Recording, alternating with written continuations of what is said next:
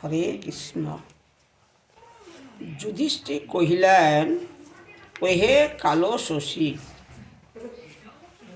ফাল্গুন মাসের কৃষ্ণপক্ষে যে একাদশী, এই একাদশীর নাম কি এবং এই একাদশীর মাহাত্ম্য কি আমায় বলো। তখন স্বয়ং ভগবান শ্রীকৃষ্ণ বলছেন, এই যে একাদশী, কৃষ্ণপক্ষের একাদশী, মাঘ মাসের 30শে মাঘ শুক্রবার বিজয়া একাদশী। স্বয়ং ভগবান বললেন, এই একাদশী ব্রত পালন করলে তুমি বিজয়ী হবেন। এই একাদশীর এমন গুণ, স্বয়ং রামচন্দ্র যখন 14 বৎসরের জন্য বনে গিয়েছিলেন, সঙ্গে কে ছিলেন? লক্ষ্মণ এবং সীতা দেবী। সীতা যখন হরণ হয়ে যায়, রামচন্দ্রকে খবর দিয়েছিল কে? সেই জটায়ু।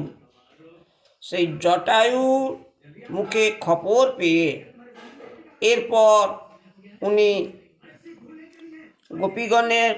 গোপীগণের সঙ্গে হাত মিলিয়েছিল।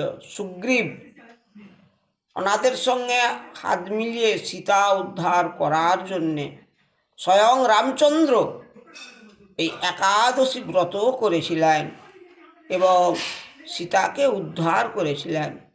এই একাদশীর এমন গুণ, একাদশী ব্রত করলে সর্ব অপরাধ থেকে মুক্ত পাওয়া যায়। ব্রতের শ্রেষ্ঠ একাদশী এই মাঘ মাসের 30 তারিখ শুক্রবার একাদশী ব্রত পালন। একাদশীর নাম বিজয়া একাদশী এবং পরের দিন পয়লা ফাল্গুন শনিবার বেলা 10টার মধ্যে একাদশী পারণ। একাদশী ব্রত করে তার পালন না করলে একাদশী ব্রতের ফল পাওয়া যায় না। একাদশী করার নিয়মটা কি? আগের দিন নিরামিষ আহার বা সাত্ত্বিক আহার এবং একাদশীর দিন উপবাস। বাবা, আমরা কি আর উপবাসে থাকতে পারবো?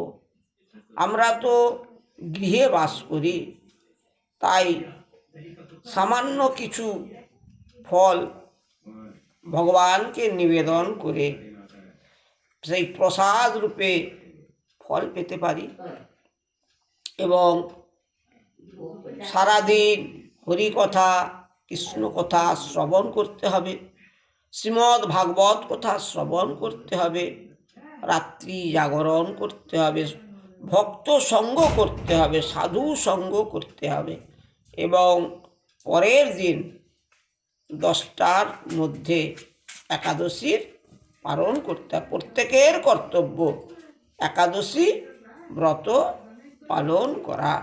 হরে কৃষ্ণ, রাধে রাধে।